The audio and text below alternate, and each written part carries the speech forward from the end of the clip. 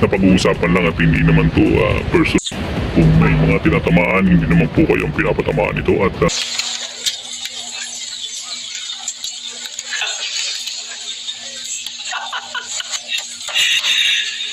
Ginawa magandang balita. May nangyayari na. for educational purposes lang naman tong Itong vlogs ay for educational purposes and entertainment only at kung may pagkakapareho sa inyong sitwasyon or pangyayari ito yan hindi sinasadya at nagkapareho lamang.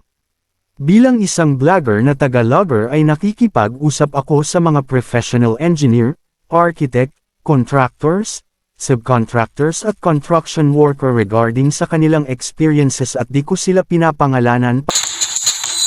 The founding fathers named the first 10 amendments to the Constitution, the Bill of Rights. The first of which guarantees some of the most fundamental freedoms of our country, including freedom to press, protest, religion, assembly, and last but certainly not least, freedom of speech. The definition of free speech and its limits, such as censorship and hate speech, have been debated since the initial adoption of the First Amendment. Freedom of speech is considered a fundamental building block of liberty, allowing citizens to express their ideas and bring about the change that reflects the needs of the people. It also gives a voice to sometimes conflicting or dissenting opinions, which is believed to inspire the healthy debate that moves society forward. When drafting the First Amendment, James Madison and his colleagues drew from many of the great thinkers of the day. One of the most influential works in colonial America at the time was a collection of essays known as Cato's Letters. The writers were two British men, John Trenchard and Thomas Gordon, who wrote under the pseudonym Cato. Cato was one of Julius Caesar's chief opponents in the Roman Senate, known for his incorruptibility and defense of the Republic.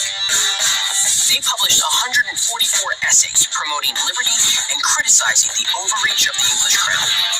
In one essay, they wrote, "Freedom of speech is the great bulwark of liberty. They prosper and die together." This idea and others from the letters inspired much of the Constitution and Bill of Rights.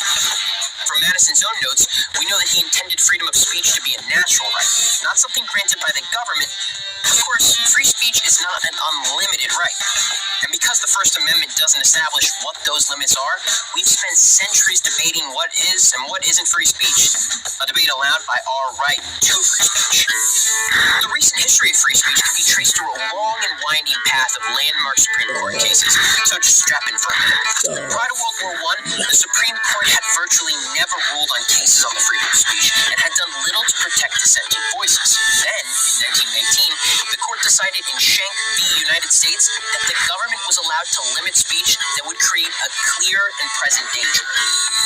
In 1942, again in a time of war, the court limited protection for fighting words, speech that can provoke harm to another, in the case of Chaplinsky v. New Hampshire. The year after, however, in West Virginia v. Barnett, the court determined that making students recite the Pledge of Allegiance violated their free speech rights. In 1989, flag burning was ruled as protected free speech in Texas v. Johnson, as was cross burning in 2003's Virginia v. Black, unless it's being done to intimidate.